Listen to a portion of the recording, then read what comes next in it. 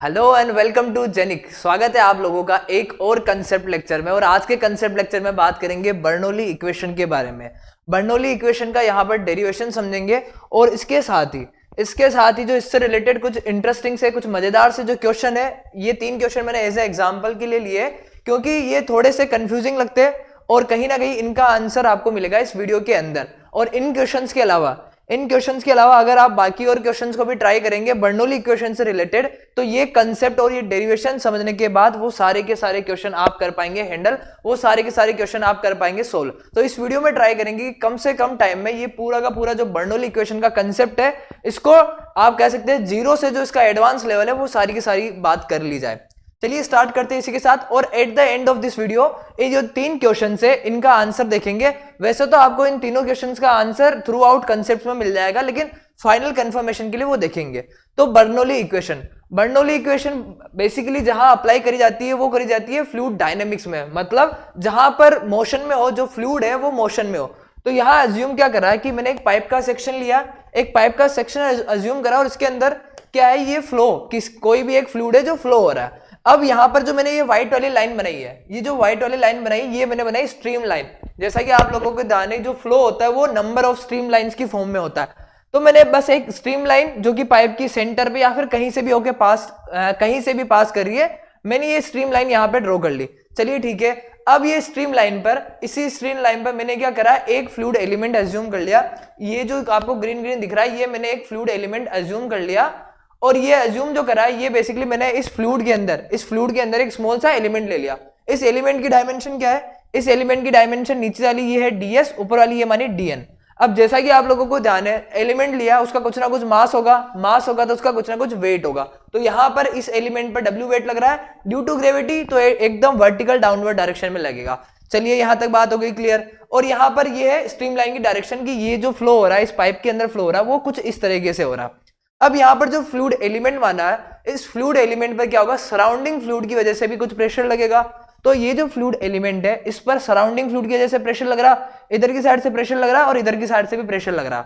अब एक चीज देखना, ये मैं यहाँ पर एलिमेंट ड्रॉ कर रहा हूं, यहां पर मैं ये एलिमेंट ड्रॉ कर रहा हूं। अब एक चीज समझना, यहां पर इस एलिमेंट की ये वाली डायमेंशन है ds, इस साइड से प्रेशर लग रहा p और इस साइड से भी कुछ प्रेशर लगेगा, लेकिन कितना प्रेशर लगेगा, बेसिकली जो इस साइड से प्रेशर लगता है वो होता है ये p तो रहेगा plus del p divide by del s into ds। अब क्वेश्चन ये आता है कि सर जी ये कहां से आता है, तो ये थोड़ा मैथमेटिकल टर्म से आता है, जो टेलर की इक्वेशन होती है मैथ्स में, थोड़ी सी बेसिकली एक इक्वेशन होती है उसके थ्रू आता है। तो आपको ये समझ लेना कि इस साइड से प्रेशर है और उधर की साइड से, क्योंकि फ्लो इस साइड है तो आगे की तरफ क्या है, थोड़ा सा इधर की तरफ प्रेशर की वैल्यू थोड़ी सी ज्यादा है। और यहां पर जो ds जो डायमेंशन है, इस डायमेंशन पर ये डिपेंड करता है, इस डायमेंशन पर डिपेंड करता है कि जो यहां पर प्रेशर है वो कैसे चेंज हो रहा है। तो बेसिकली इसको डायमेंशन के साथ लिखा जाता है। तो यहां पर मैंने लिखा p प्रेशर और मैंने इस साइड से प्रेशर लिखा p plus del p divide by del s into ds। ये हो गया इस फ्लूइड एलिमेंट पर क्या क्या प्रेशर लग रहा है या फिर इस पर क्या क्या वेट लग रहा है। यहां तक बात हो गई फ्लूइड एलिमेंट से रिलेटेड। अब ये डायग्राम वो सेम वाला डायग्राम, पीछे वाला डायग्राम यहां पर है। अब जो अब तक बात हो चुकी ना, इसके अलावा आप देखते हैं यहां पर जो फ्लूइड है वो है मोशन में, ये फ्लूइड मोशन कर रहा है। और अगर जैसा कि जानते कि अगर मैं यहां पर न्यूटन का सेकंड लॉ लगाऊं, from second law of Newton का सेकंड लॉ लगाऊं, तो उससे पता चलता है कि एफ नेट जो होता है वो होता है मास इनटू एक्सेलरेशन के। इसका मतलब क्या है, किसी भी बॉडी पर कोई नेट फोर्स लग रहा है वो होता है मास इनटू एक्सेलरेशन के बराबर। अब देखेंगे इस फ्लूइड एलिमेंट पर कौन कौन सा इस पे फोर्स लग रहा है और उसका फ्लूइड एलिमेंट का क्या एक्सेलरेशन रहेगा, यहां पर ये बात करते हैं। लेकिन इसको चालू करने के पहले एक लाइन और लिखते हैं। वो लाइन ये है कि अज्यूम क्या कर रहे हैं कि जो फोर्स बैलेंस इक्वेशन लगा रहे हैं ये किसके अलोंग कर रहे हैं, ये कर रहे हैं अलोंग दी, इसको आप ऐसे लिख सकते हैं, इक्वेशन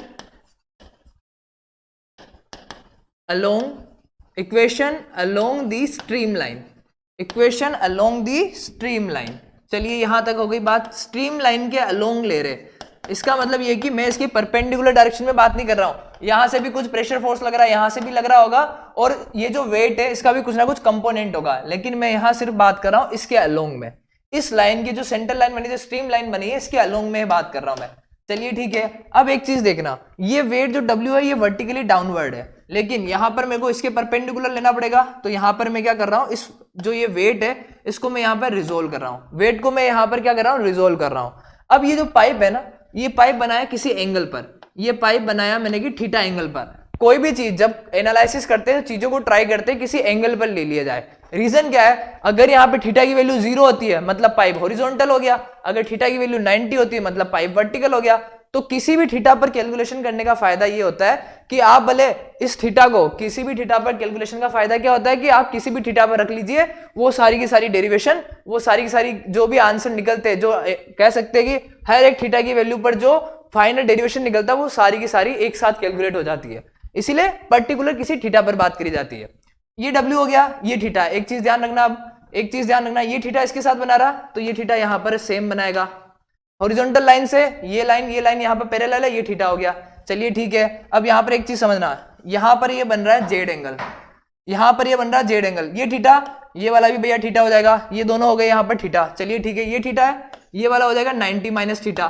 तो मैं डायरेक्ट लिख रहा हूं ये वाला, आप ऐसे भी समझ सकते हैं, ये थीटा, ये वाला थीटा हो गया, ये वाला थीटा, ये 90 बना रहा, ये 90 माइनस थीटा, ये फिर से 90 बना रहा, तो ये हो जाएगा फिर से थीटा।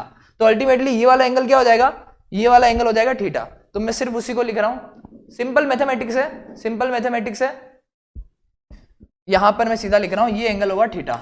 अब जब ये एंगल थीटा हो गया, ये एंगल थीटा हो गया, तो ये क्या हो जाएगा W cos थीटा, और ये वाली हो जाएगी इधर की डायरेक्शन में हो जाएगा W sin थीटा। अब आ गया जो along the stream line, along the stream line जो जो यहां पर फोर्स लग रहे हैं वो पता चल गया।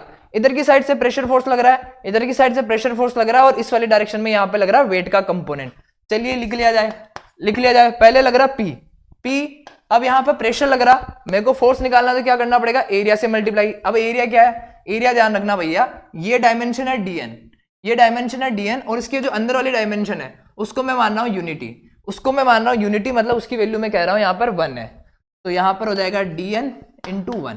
चलिए ठीक है। अब यहां पे ये जो दूसरा वाला प्रेशर ये अपोजिट डायरेक्शन में है, ये प्रेशर जो है इस वाली डायरेक्शन में, और ये प्रेशर जो है ये इस वाली डायरेक्शन में। अपोजिट डायरेक्शन, माइनस का साइन लगा दीजिए। ये हो गया, यहां पर पहले प्रेशर की वैल्यू लिखी जाए, P plus del s, P plus del P divide by del s into d s. ये तो हो गया प्रेशर सिर्फ। फिर आएगा यहाँ पर एरिया dn इंटू 1। चलिए ठीक है। अब यहाँ पर एक चीज और देखना, वो एक चीज क्या है, एक चीज और यहाँ पर नोटिस करना आप लोग कि ये जो वेट है, वेट भी यहाँ पर, वेट का कंपोनेंट भी इसी डायरेक्शन में है, W sin थीटा। तो यहाँ पर आ जाएगा minus W sin theta is equal to किसके बराबर है, is equal to mass into acceleration. चलिए ठीक है, मास इंटू एक्सेलरेशन हो गया। ये हो गई यहाँ पर इक्वेशन। इसी इक्वेशन को मैं नेक्स्ट वाली स्लाइड पे लिखता हूँ, इसी इक्वेशन को मैं नेक्स्ट वाली स्लाइड पे लिखता हूँ, और जो अपनी आगे का डेरिवेशन है वो कंटिन्यू करते हैं। इसी को मैं यहां लिख रहा हूं। ये हो गई अपनी इक्वेशन जिसको अभी लिखा है, ये वाली इक्वेशन हो गई फाइनल। चलिए ठीक है, ये वाली इक्वेशन हो गई। अब यहां पर देखना, अब यहां पर एक चीज समझना, वो क्या है, इसको मैं ओपन करता हूं, ये हो जाएगा PDN, इसको मैं ओपन करता हूं माइनस PDN, DN से मल्टीप्लाई होगा, ये माइनस अंदर आएगा, minus del P divide by del s into DS into DN। चलिए ठीक है। अब बात यहां आती वेट की, W क्या होगा, W क्या होता है, W यहां समझते, W यहां समझते भैया। चलिए ठीक है, W को यहां क्लियर करते हैं। ये वाला प्रेशर वाला हो गया क्लियर, ये हो गया प्रेशर वाला क्लियर। अब एक चीज देखना, जो वेट होता है, जो वेट होता है वो आप लोगों को पता है, वो होता है मास इंटू ग्रेविटेशनल एक्सेलरेशन। मास को क्या लिख सकते हैं, मास को लिख सकते हैं भैया डेंसिटी इंटू वॉल्यूम इंटू जी। तो सीधा सीधा क्या लिखेंगे वेट को, रो जी इंटू वॉल्यूम। अब यहाँ पे वेट निकालना है इस फ्लूइड एलिमेंट का, तो भैया यहाँ पे वॉल्यूम भी फ्लूइड एलिमेंट का लेना पड़ेगा। और वॉल्यूम क्या है इसका, एक डायमेंशन, दूसरी डायमेंशन और तीसरी डायमेंशन यहाँ पे 1 है, तो सीधा सीधा वेट हो जाएगा रो जी ds dn। ये हो गया यहाँ पर इस फ्लूइड एलिमेंट का वेट। तो इसी को रख देंगे, इसी को आगे यहां रख देंगे, माइनस रो जी ds dn साइन थीटा। अब इज इक्वल टू मास को भी सीधा सीधा लिखेंगे, मास को भी लिख सकते हैं रो इंटू वॉल्यूम, तो ये हो जाएगा रो इंटू ds dn, 1 का 1 ही रहेगा, इंटू एक्सेलरेशन, इंटू एक्सेलरेशन। अब स्टूडेंट्स एक चीज ध्यान रखना, एक चीज ध्यान रखना, जो बहुत सारे स्टूडेंट्स को पता नहीं होती, जो एक्सेलरेशन है, ये जो एक्सेलरेशन है टोटल एक्सेलरेशन है, और टोटल एक्सेलरेशन क्या होता है, A X I cap A Y J cap plus A Z K cap. यहां तक आपको बात क्लियर है? चलिए ठीक है। अब यहां पर जो मैंने डायरेक्शन ली है, मैंने ये माना है कि इस डायग्राम के अंदर सिर्फ एक ही डायरेक्शन में हो रहे, वेलोसिटी सिर्फ एक ही डायरेक्शन में। ऐसा नहीं है कि यहाँ पे फ्लो इधर भी हो रहा है, फ्लो ऊपर की साइड भी हो रहा है, यहाँ सिर्फ फ्लो ऐसे हो रहा है। तो ये जो जिस डायरेक्शन में हो रहा है मैं उसी को एक्स बोल रहा हूँ। तो यहाँ पर मेरा जो एंगल होगा, लाइक जो मैं डायमेंशन मानूंगा, मैं ऐसे मान रहा हूँ, ये एक्स ले लिया, ये वाई ले लिया, या फिर इसको जेड ही बोलते हैं, ये जेड ले लिया, और इधर की साइड में मैंने ले लिया वाई, चाहे जैसे मैं ले सकता हूँ। तो यहाँ पे मोशन क्या हो रहा है, मोशन सिर्फ एक्स की डायरेक्शन में हो रहा है। चलिए ठीक है, एक्स की डायरेक्शन में मोशन हो रहा है, ए एक्स ए वाई और ए जेड। जब मोशन ही एक्स डायरेक्शन में हो रहा है तो ये हो जाएगा 0, ये हो जाएगा 0, ये दोनों हो गए 0।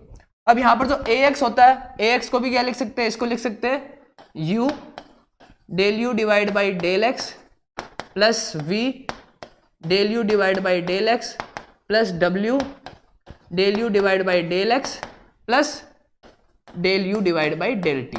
यहां पर ये लिख सकते हैं, ये बिल्कुल काइनेमेटिक्स की बेसिक चीज है, इसमें कोई ज्यादा वो बड़ी बात नहीं है। अब एक चीज देखना, मैंने बताया यहां सिर्फ यू ही मोशन हो रहा है, यहां पर वी और डब्ल्यू नहीं हो रहा, वी और डब्ल्यू नहीं हो रहा मतलब किसी और अदर डायरेक्शन में नहीं हो रहा, तो ये भी हो जाएंगे 0। तो फाइनल एक्सेलरेशन निकल के क्या आता है, वो आता है u del u divide by del x plus del u by del t. अब यहां पर जो x है ना, यहां जो x है बेसिकली अपने लिए क्या है, यहां जो x है वो बेसिकली अपने लिए क्या है, अपने लिए है यहां पर s। यहां पर जो x लिखा है वो अपने लिए s है। रीजन क्या है, ये जो एलिमेंट माना है उसकी ये डायमेंशन x नहीं मानी है, ये डायमेंशन ds मानी है। जब ds में मोशन हो रहा तो यहां नीचे भी आ जाएगा ds। चलिए यहां तक बात हो गई क्लियर। तो ये जो एक्सेलरेशन है इसकी जगह क्या लिख देंगे, इसकी जगह ये लिख देंगे ये वाली लाइन। तो यहां पर मैं इसी को आगे कंटिन्यू करता हूं, इसी को मैं यहां पे आगे कंटिन्यू करके लिखता हूं, is equal to rho d s d n, और जो एक्सेलरेशन है वो पूरा का पूरा ऐसे लिखा जाएगा u del u by del s plus del u by del t. ये हो गई अपनी पूरी की पूरी इक्वेशन। अब तक ये हो गई पूरी की पूरी इक्वेशन, और ये वाला हो गया एक्स्ट्रा, ये वाला हो गया एक्स्ट्रा। इसको थोड़ा सा ध्यान रखें, एक्स्ट्रा मतलब ऊपर वाली चीज समझने के लिए लिखी गई जो चीज। यहां तक होगी बात क्लियर। अब देखना यहां पर, अब यहां पर एक चीज समझना, वो ये है कि यहां पर पीडीएन से ये पीडीएन कट गया, चलिए ठीक है, ds dn ds dn ds dn ds dn पूरी इक्वेशन में ये तो एक पूरा कट गया पहले से, यहां से डीएस डीएन सब जगह है, तो ये भी हो जाएगा कैंसल आउट हो जाएगा। इसी इक्वेशन को लिखते वापस, minus del p divide by del s minus rho g minus del p divide by del s minus rho g sine theta minus rho acceleration. अब ये जो इक्वेशन है ना, बेसिकली ये इक्वेशन को ही ये लिखा है, तो आप इसको है ना यहाँ कट की बजाय आप सीधा सीधा ये लिख सकते हो, बात वही है, सीधा सीधा यहाँ पर आप ये चीज लिख सकते हो, ये डायरेक्टली कट हो गया।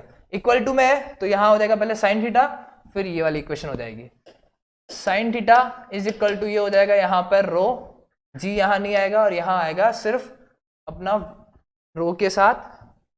एक बार देख लेते हैं पीछे की तरफ, ये रो आएगा, फिर आएगा एक्सेलरेशन जो कि है u del u divide by del s plus del u divide by del t. अब यहाँ पर एक चीज का ध्यान देना, इसको मैं इधर लाता हूँ, ये भी माइनस हो जाएगा और सारों का साइन बदल देता हूँ, या फिर इन सबको मैं उधर ले जाता हूँ, तो ये इक्वेशन सारी हो जाएगी प्लस में, ये इक्वेशन हो जाएगी पूरी की पूरी प्लस में। चलिए ठीक है, ये हो गई इक्वेशन प्लस में हो गई, ये rho u del u divide by del s plus del u divide by del t is equal to हो गया 0। अब एक चीज ध्यान देना, यहाँ पर जब मैं फोर्स बैलेंस कर रहा था, तब एक चीज और कंसिडर करनी चाहिए थी लेकिन नहीं करी, नहीं करी। रीजन क्या है, क्यों नहीं करा? यहां पर कंसिडर क्या करना चाहिए था, जब कोई ये फ्लूइड का एलिमेंट मूव कर रहा है, तो भैया जब कोई फ्लूइड एलिमेंट मूव कर रहा है तो इसके यहां पर आगे की तरफ मूव कर रहा है, तो इसके यहां पर और यहां पर भी तो शियर स्ट्रेस आना चाहिए, मतलब जो ये फ्लूइड के अंदर जो फ्रिक्शन लगता है वो भी तो फोर्स कंसीडर करना चाहिए। अब इसके ऊपर भी कुछ ना कुछ फ्लूइड एलिमेंट है, नीचे भी फ्लूइड एलिमेंट है, तो यहां पर भी तो कुछ ना कुछ रेजिस्टेंस आना चाहिए, कि कुछ ना कुछ यहां पर शियर फोर्स आना चाहिए, लेकिन यहां पर शियर फोर्स नहीं माना। रीजन क्या है? रीजन ये है कि यहां पर एक अजम्पशन मान के चलते, यहां पर क्या मान के चलते, यहां पर एक अजम्पशन मान के चलते, और वो अजम्पशन क्या होता है? जो पहला अजम्पशन इस इक्वेशन में जो सबसे पहला अजम्पशन मान के चलते वो ये मान के चलते म्यू इज इक्वल टू 0, मतलब जो फ्लूइड है वो क्या है? इनविसिड है, इनविसिड है, मतलब उसकी फ्लूइड की विस्कोसिटी है 0। और यही कारण होता है कि जो डेरिवेशन स्टार्ट होती है वहीं पर सबसे पहले पहला अजम्पशन मान लिया जाता है कि यहां पर शियर फोर्स नहीं होगा। ये हो गया पहला अजम्पशन, एजम्पशन का ध्यान रखना, ठीक है। अब दूसरा अजम्पशन की बात करते हैं, for steady flow. For steady flow, अब स्टडी फ्लो का मतलब क्या होता है कि टाइम के साथ कोई प्रॉपर्टी चेंज नहीं होती, और टाइम के साथ कोई प्रॉपर्टी चेंज नहीं होगी तो उसका मतलब ये वाली वैल्यू हो जाएगी 0, ये वाली वैल्यू हो जाएगी 0 यहां पर। चलिए इक्वेशन को वापस आगे बढ़ाया जाए। अब यहां पर ये वैल्यू होगी 0, del p divide by del s plus rho g sine theta plus rho u del u divide by del s is equal to 0। ये हो गया 0। अब यहां पर एक चीज और करते हैं, ds का यहां मैं मल्टीप्लाई कर देता हूं, del p plus rho g d s sine theta plus rho u del u is equal to 0। ये वाली इक्वेशन आ गई। अब एक चीज का ध्यान रखना, यहां पर जो ds साइन थीटा ना, ds साइन थीटा, इसको क्या लिखा जा सकता है? इस ds साइन थीटा को क्या लिखा जा सकता है जरा समझना। ये जो फ्लूइड एलिमेंट है, ये पूरा फ्लूइड एलिमेंट मैं यहां ड्रॉ कर रहा हूं, ये हो गया फ्लूइड एलिमेंट अपना। इसकी ये वाली डायमेंशन कौन सी है? ये वाली डायमेंशन होगी ds। अब मैं यहां पर क्या कर रहा हूं, यहां पर एक हॉरिजॉन्टल लाइन ले रहा हूं, यहां पर मैं एक हॉरिजॉन्टल लाइन ले रहा हूं, ये वाली हॉरिजॉन्टल लाइन, और यहां पर ये होगी वर्टिकल लाइन। एंगल क्या है? थीटा। चलिए ठीक है, ये हो गया थीटा। अब ये वाली जो हाइट है, इस वाली हाइट को मैं बोलता हूं D Z. D Z basically क्या है कि जो एक्चुअल हॉरिजॉन्टल लाइन है, जो एक्चुअल हॉरिजॉन्टल बेस है, उससे कितनी डिस्टेंस है। तो यहां पर ds को, यहां पर ये वाली डिस्टेंस को मैंने माना डी जेड। अब सीधा सीधा सा फॉर्मूला, सीधा सीधा सा यहां पर साइन थीटा फॉर्मूला लगेगा। ये हो गया साइन थीटा। साइन थीटा क्या होगा? साइन थीटा होगा डी जेड डिवाइड बाई क्या हो जाएगा? साइन थीटा हो जाएगा यहाँ पर D Z divide by D s. ये हो गया D Z divide by D S. अब मैं डी एस को इधर लाता हूँ तो डी जेड क्या हो जाएगा? डी जेड हो जाएगा डी एस साइन थीटा। तो यहाँ पर लिखते हैं d z is equal to d s sine theta.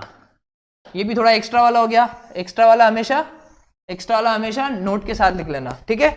ये वाली चीज हो गई। तो यहाँ पर जो डी एस साइन थीटा है उसको क्या लिख सकते हैं? डी एस साइन थीटा को भैया लिखा जा सकता है, डी एस साइन थीटा को लिखा जा सकता है डी जेड। तो यहाँ जो इक्वेशन है उसमें क्या लिखेंगे? Del p rho g d z plus rho u del u is equal to 0।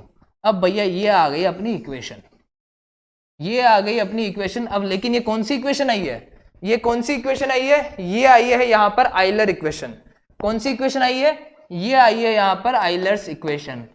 और ये आइलर इक्वेशन कैसे आई?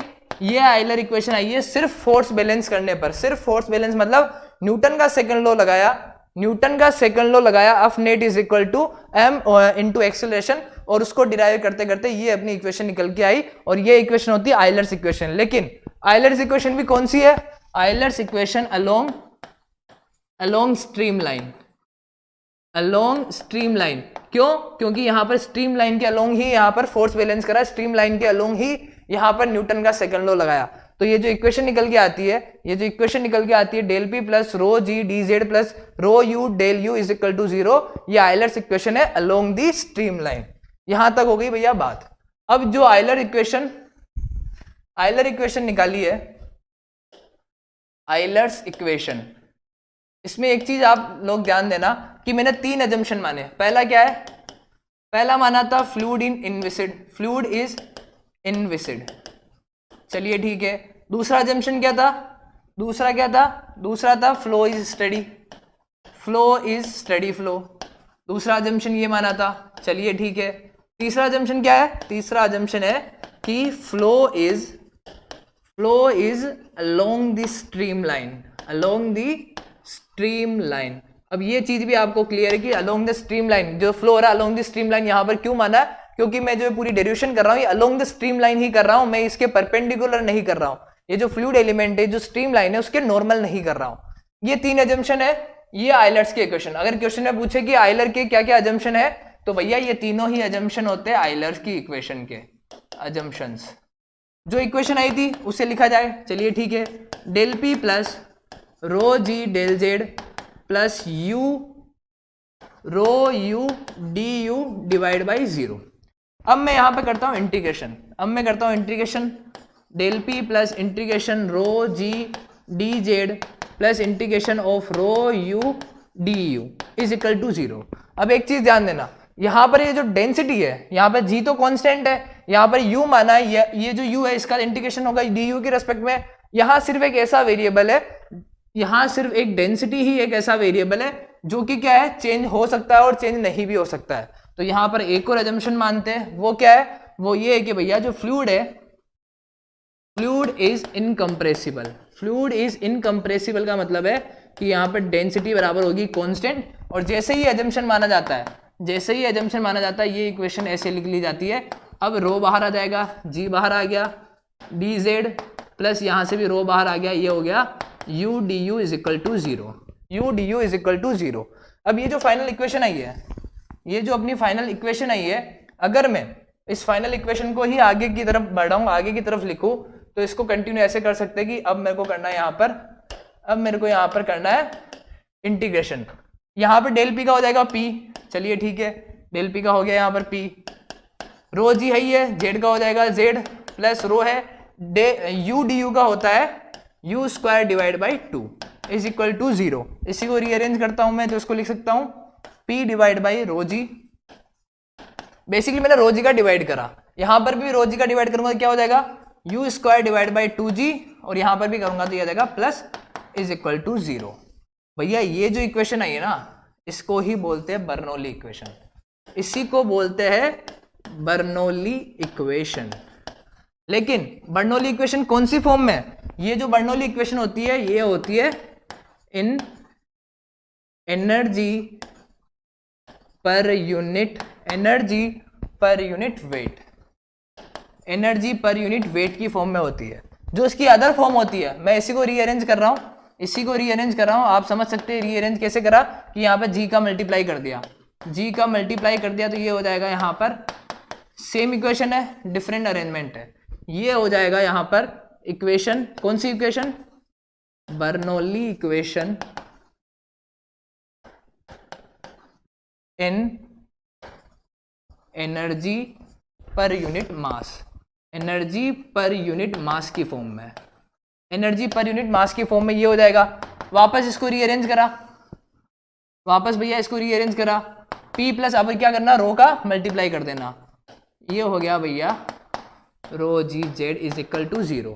ये क्या हुई, ये इक्वेशन होगी भैया, इस इक्वेशन को लिखेंगे डायरेक्ट, यहां लिख लिया जाए Bernoulli equation in energy per unit volume. ये 3 इक्वेशन है, 3 तरीके से लिखी जाती है, और ये हो गया अपना, तीनों की तीनों फॉर्म होती है बर्नौली इक्वेशन की। अब जल्दी से इनके जो टर्म है, इनके नाम बता देता हूं मैं आप लोगों को, जल्दी से इन टर्म्स के नाम बता देता हूं। ये जो p बाई रो जी है, यहां पर जो ये z है ना, मतलब ये हेड की फॉर्म है, यहां z की यूनिट क्या है, मीटर, और इन हर एक की यूनिट क्या है, मीटर, हर एक की यूनिट है मीटर। अगर आपको यकीन ना हो तो आप क्या करें, एनर्जी पर यूनिट वेट ले ले, एनर्जी मतलब यूनिट है न्यूटन मीटर, और यहाँ वेट ले यूनिट है मीटर, न्यूटन से न्यूटन कट, बचा सिर्फ मीटर, मतलब ये सारी की सारी यूनिट्स क्या है, मीटर में। मतलब ये जो इक्वेशन है हेड की फॉर्म में है, तो यहाँ पर जो p अपॉन रो जी है, इसको बोलते हैं प्रेशर हेड। यहाँ पर जो u square divide by 2g है, इसको बोलते हैं डायनेमिक हेड, या फिर कह सकते हैं कि वेलोसिटी या डायनेमिक हेड। जो लास्ट वाला है, इसको बोलते हैं डेटम हेड। चलिए यहाँ तक क्लियर हो गया।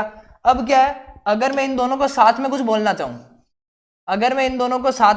चाहूं, तो इसको मैं क्या बोलूंगा, बेसिकली इसको आप ऐसे कह सकते हैं कि इसको आप कह सकते हैं डायनेमिक, या फिर आप कह सकते हैं स्टेग्नेशन हेड। इसको क्या बोल सकते हैं आप, इसको बोल सकते हैं आप स्टेग्नेशन हेड। अगर मैं सिर्फ प्रेशर को लूं और जेड को लूं, इस प्रेशर वाले कंपोनेंट को और सिर्फ जेड को लूं, तो इसको क्या बोलेंगे, इसको आप बोलेंगे फिजियोमेट्रिक हेड। क्या बोलेंगे, फिजियोमेट्रिक हेड। यहां मैं लिख नहीं रहा हूं, बस समझा रहा हूं, आप इसको नोट डाउन कर सकते हैं। इसको प्लस इसको बोलेंगे यहाँ पर फिजियोमेट्रिक हेड। यहां तक बात होगी क्लियर, चलिए ठीक है।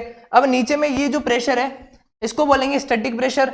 अब यहां पर इसके साथ ये आ जाए, ये वाला, मतलब ये हो गया स्टैटिक प्रेशर, और ये वाला प्रेशर अगर काउंट करूं तो इसको बोलेंगे डायनेमिक प्रेशर। उसको बोलेंगे डायनेमिक प्रेशर। और ये इक्वेशन तो आपको ध्यान ही होगी, रो जी जेड वाली। रो जी जेड भी क्या बताती है, ये भी स्टैटिक बताती है कि डेटम से कितना हाइट है। तो यहाँ पर ये प्रेशर की कंपोनेंट में है, ये यहाँ पर हेड के फॉर्म में, और ये पूरी की पूरी इक्वेशन होती है बर्नौली इक्वेशन। यहाँ पर ये बर्नौली इक्वेशन ऐसे डिराइव करी जाती है। अब जो लास्ट चीज रह गई वो है ये कि तीन जो अजम्पशन थे, पीछे वाले तीन अजम्पशन थे, वो तीन अजम्पशन के बारे में तो बात कर ली भैया, तीन अजम्पशंस के बारे में तो बात कर ली, तो जो बर्नौली के साथ, जो अपनी आयलर इक्वेशन के साथ लग रहे थे। लेकिन यहाँ पर एक चीज और ध्यान देने वाली है, एक चीज और जो आपको ध्यान रखना है वो ये है कि ये इक्वेशन तो लग गई, ये अजम्पशन तो लगेंगे, इसके साथ बर्नौली के अंदर और कौन से अजम्पशन लगेंगे, ये तीन जो अजम्पशन उसमें लगे वो अजम्पशन यहाँ भी लगेंगे, तीन अजम्पशन तो सेम है। अब यहाँ पे एक अजम्पशन और माना था, क्या, फ्लूइड इज इनकम्प्रेसिबल। जब बोला था ना कि डेंसिटी कांस्टेंट है, तो यहाँ पर एक अजम्पशन और मान लिया। चलिए यहां तक बात होगी। अब एक अजम्पशन ऐसा है जो थोड़ा सा कंफ्यूजिंग है, वो क्या है, फ्लो इज इररोटेशनल फ्लो। जब फ्लो इररोटेशनल हो, बर्नौली के अंदर जब फ्लो इररोटेशनल हो, तब क्या कह सकते हैं कि we can apply Bernoulli equation at any point in flow field. कि जो अपनी बर्नौली इक्वेशन है, इररोटेशनल फ्लो के केस में क्या होगा कि पूरे के पूरे पाइप में आप किसी भी पॉइंट पर लगा सकते हैं, किसी भी पॉइंट पर, यहां लगा दी, यहां लगा दी, यहां लगा दी, यहां लगा दी, आप कहीं भी लगा सकते हैं बर्नौली इक्वेशन को। अब दूसरा क्या है, जब फ्लो रोटेशनल हो, फ्लो इज भैया रोटेशनल फ्लो। अब जब रोटेशनल फ्लो है, उस केस में क्या लिखेंगे, जो बर्नौली इक्वेशन है, we can apply Bernoulli equation at two points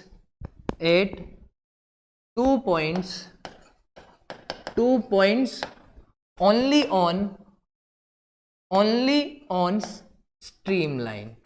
कहने का मतलब ये है कि जब यहां पर एक चीज का ध्यान देना, जब यहां इंटीग्रेशन करा भैया, जब यहां पर इंटीग्रेशन करा है, तो इंटीग्रेशन के बाद जीरो कभी नहीं आता, इंटीग्रेशन के बाद आता है कांस्टेंट, तो यहां पर हर जगह रहेगा कांस्टेंट, ना कि जीरो। इस चीज का ध्यान रखना। चलिए ठीक है, अब जो अपनी बात कंटिन्यू कर रहे थे वो ये थी कि अगर फ्लो रोटेशनल है, अगर फ्लो यहां पर रोटेशनल है, तो बर्नौली इक्वेशन कहां लगा सकते हैं, किसी भी दो पॉइंट पर, लेकिन दो पॉइंट कहां होने चाहिए, दो पॉइंट होने चाहिए स्ट्रीम लाइन पर। अगर दोनों पॉइंट स्ट्रीम लाइन पर है और अगर फ्लो क्या है, रोटेशनल भी है, तब भी बर्नौली इक्वेशन लगाई जा सकती है। लेकिन अगर फ्लो इररोटेशनल है, तब तो आप किसी भी पॉइंट पर, किसी भी दो पॉइंट पर बर्नौली इक्वेशन लगा सकते हैं। और ये सारे के सारे होते हैं बर्नौली इक्वेशन के अजम्पशंस। बर्नौली इक्वेशन के अजम्पशन मतलब कहां कहां बर्नौली इक्वेशन लगा सकते हैं, किन किन कंडीशन में लगा सकते हैं, और क्या क्या अजम्पशंस, मतलब क्या क्या कंडीशन प्री डिफाइन है। तो यहां तक हो गया पूरा का पूरा बर्नौली इक्वेशन के बारे में भैया बात। अगर आपको ये पूरा का पूरा कंसेप्ट अच्छा लगा, ये जो पूरा का आपको बर्नौली इक्वेशन का जो पूरा आयलर इक्वेशन, उनके अजम्पशन और किस टाइप से कैसे कैसे ये वेरी कर रहे हैं, डेरिवेशन क्या हो रही है, अगर ये आपको अच्छा लगा और आप इंटरेस्टेड हो कि इसी टाइप के और कंसेप्ट पढ़े, इसी टाइप के और कंसेप्ट समझे, तो भैया आप लोगों के लिए एक ऑफर है, कि अगर आप जो नए नए जूनियर इंजीनियर्स की वैकेंसीज निकल रही है, आप चाहते हैं कि आपको एक ऐसा कोर्स मिले जो आपकी अच्छे से प्रिपरेशन करवा दे, तो जाइए गूगल प्ले स्टोर पर डाउनलोड करिए जेनिक लर्निंग ऐप। यहां पर क्या होगा, जेनिक लर्निंग ऐप पर आप जिस स्टेट से हो या फिर जिस एग्जाम के लिए आप एलिजिबल हो, भले वो RSM SSB हो, भले वो छत्तीसगढ़ के लिए निकला हो, भले वो झारखंड के लिए निकला हो, जिस बैच में या फिर जिस टाइप का आप कोर्स चाहते हैं, सारे के सारे कोर्स आपके प्रिपरेशन के हिसाब से यहाँ पर अवेलेबल है। आप इनके साथ प्रिपरेशन कर सकते हैं अपनी। अब बात करते हैं उन तीन क्वेश्चंस पर जहां से बात चालू करी थी। पहला है for study rotational flow of A fluid. अब देखना यहाँ पर, for study rotational flow of A fluid Bernoulli equation is can not be derive. क्या ऐसा है क्या कि जहां पर मतलब स्टार्टिंग में कोई बात करी क्या रोटेशनल या इररोटेशनल की? नहीं करी है भैया, इसकी बात ही नहीं करी। Can be derive for the entire flow field. अब क्या है, यहां पर रोटेशनल है और रोटेशनल के केस में क्या है, एंटायर फ्लो फील्ड पे निकाल सकते हैं? नहीं निकाल सकते। तीसरा क्या है, can be derive for the points lying on the same stream line. जी हाँ, यही है आंसर, और यही चीज तो अभी लास्ट में समझी थी कि सिर्फ स्ट्रीम लाइन पर ही निकाल सकते हैं अगर फ्लो क्या है, रोटेशनल फ्लो है। तो बर्नौली इक्वेशन क्या कर सकती है, Bernoulli equation can be derive for the points lying on the same stream line. यहां हो गया भैया ये वाला ऑप्शन। नेक्स्ट क्वेश्चन में देखते हैं, Bernoulli's equation is based on one assumption, that is only dash dash dash force is acting on the fluid and not other external forces are acting on the flowing fluid। सीधा सीधा पूछा कि किस type के forces को assume करा during the derivation of Bernoulli equation. क्या वहां पर एटमॉस्फेरिक प्रेशर को कंसीडर करा था, भाई नहीं करा था। क्या वहां पर ग्रेविटेशनल प्रेशर को कंसीडर करा, सोचते हैं। क्या वहां पर एयर प्रेशर को करा, नहीं करा। फ्रिक्शन को करा, नहीं करा। तो बेसिकली यहाँ जो बात करी जा रही है वो है जो ग्रेविटेशनल प्रेशर है वो यहाँ पर अज्यूम करते हैं। यहाँ पर बेसिकली ग्रेविटेशनल प्रेशर का मतलब ये है कि उस फ्लूइड एलिमेंट जो अज्यूम करा था उसका वेट, जो ग्रेविटेशनल प्रेशर का मतलब है यहाँ पर कि जो उसका वेट लग रहा है। नेक्स्ट वाला क्वेश्चन है, Euler's equation of motion represents. Basically जो बर्नौली इक्वेशन है वो तो रिप्रेजेंट करती है एनर्जी कंजर्वेशन को। जो यहाँ पर ये कांस्टेंट लिखा आता ना, जो कांस्टेंट लिखा आता है वो कांस्टेंट का मतलब ही होता है कि एनर्जी थ्रू आउट पाइप के अंदर, एनर्जी थ्रू आउट पाइप के अंदर क्या रहेगी, एनर्जी पूरे पाइप के अंदर रहेगी कांस्टेंट। ये जो पूरा सी लिखा है ना कांस्टेंट, इसका मतलब क्या है कि एनर्जी पाइप के अंदर रहेगी कांस्टेंट। लेकिन क्या आइलर इक्वेशन के केस में भी सेम है, क्या आइलर इक्वेशन के केस में भी सेम है? तो भैया ऐसा नहीं है। मैंने बताया था अच्छे से, जो आइलर इक्वेशन है वो कैसे डिराइव करी जाती है, वो डिराइव करी जाती है Newton second law of motion को मानते हुए। मतलब जो आइलर इक्वेशन होती है वो किसको रिप्रेजेंट कर रही होती है, वो रिप्रेजेंट कर रही होती है न्यूटन के सेकंड लॉ को। तो यहाँ पर पहले में सी आंसर है, दूसरे वाले में बी आंसर है, और तीसरे में भी यहाँ पर सी आंसर है। तो ये है जो मैंने स्टार्टिंग में क्वेश्चन बताए थे, जो स्टार्टिंग में कहा था आपको डेरिवेशन के बारे में, ये इसका यहाँ पर कंप्लीट सॉल्यूशन है। तो भैया आप लोगों को पता है, अगर आप इसी टाइप के और कंसेप्ट सीखना चाहते हैं तो आपको कहाँ जाना है, इसी टाइप के आप कंसेप्ट में इंटरेस्टेड हो तो जेनिक लर्निंग ऐप डाउनलोड करें। और आप इसी टाइप के और अच्छे कंसेप्ट सीखना चाहते हैं तो बने रहे, इस टाइप की वीडियो डेली आती रहेगी। तो मिलता हूं किसी और नई कंसेप्ट के साथ किसी और नई वीडियो में, तब तक के लिए bye bye, thank you and take care.